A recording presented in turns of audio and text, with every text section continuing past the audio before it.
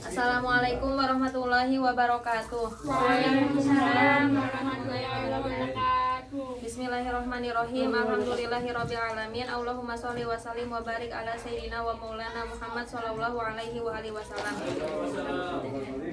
Allahumma ij'al majalisana majalisa Rasulillah wa ayyama Rasulillah wa layalina layali Rasulillah.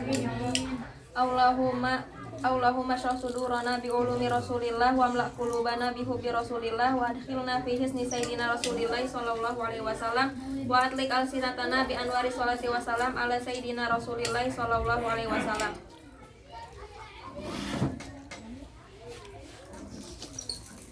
Baik, sebelum kita mulai siraman rohani pada malam hari ini, mari kita kirimkan Al-Fatihah kepada Sayyidina Rasulillah sallallahu alaihi wasallam, juga kepada ahli baitnya dan juga sahabatnya, juga guru-guru kita dan juga orang tua kita, juga diri kita masing-masing.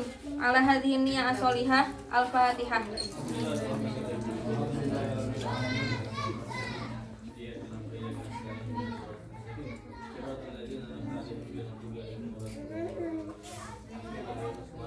Baik, langsung aja duduknya saya di sini di tengah-tengah kalian, bukan karena lebih alim atau lebih pantas untuk menyampaikan kalam hikmah, tapi karena emang ditugaskan dan udah daunnya aja.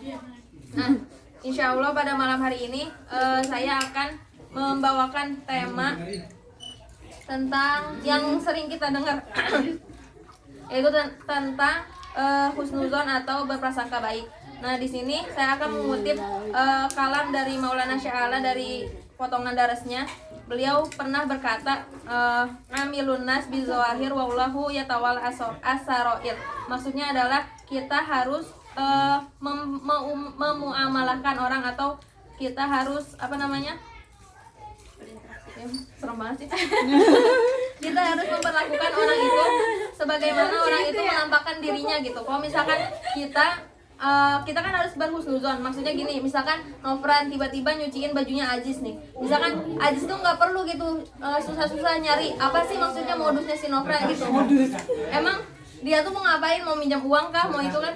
Nah, itu tuh nggak perlu. Maksudnya kalau misalkan emang Nofran tiba-tiba yang biasanya nggak pernah masakin Aziz atau nggak pernah nyuciin bajunya Aziz, maksudnya kalau misalkan itu berarti emang Aziz ya udah cukup untuk berhusnuzon. Mungkin Nofran mau cari pahala atau sebagainya. Iya, nyari tabarukan ke Aziz.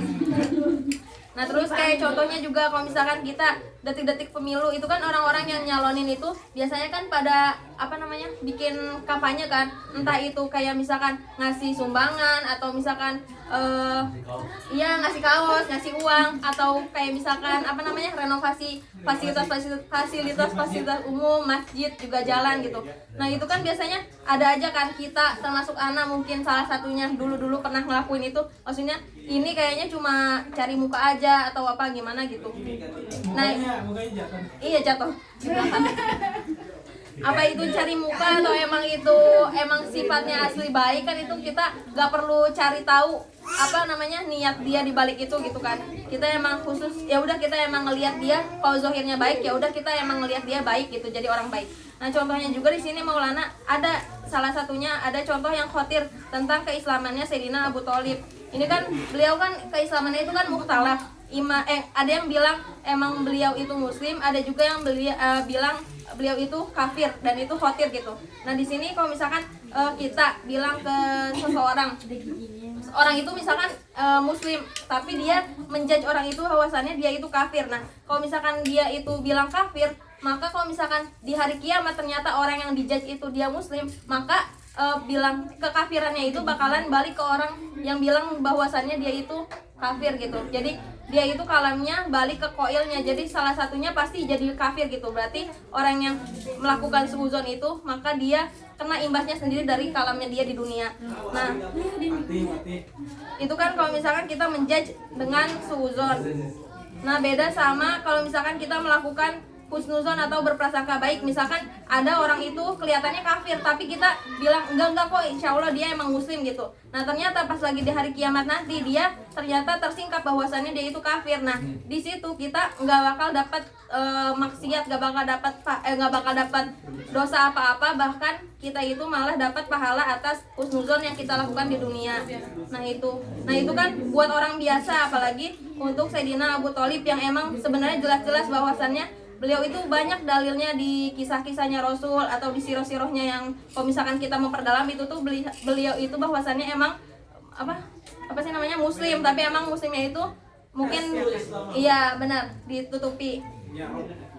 Nah ini contoh dari kita berhusnuzon. Nah tadi kan intinya itu contoh-contohnya. Terus kalau misalkan efek dari husnuzon itu kan prasangka kan ada dua, ada yang suuzon atau prasangka buruk, ada juga yang husnuzon atau prasangka baik. Nah kalau prasangka buruk kan ada kemungkinan benar, ada kemungkinan salah, sama kayak yang husnuzon juga ada kemungkinan benar, ada salah. Tapi yang husnuzon itu dia mau dia benar mau dia salah, dia tetap dapat hasanah dari perilaku dia berprasangka baik.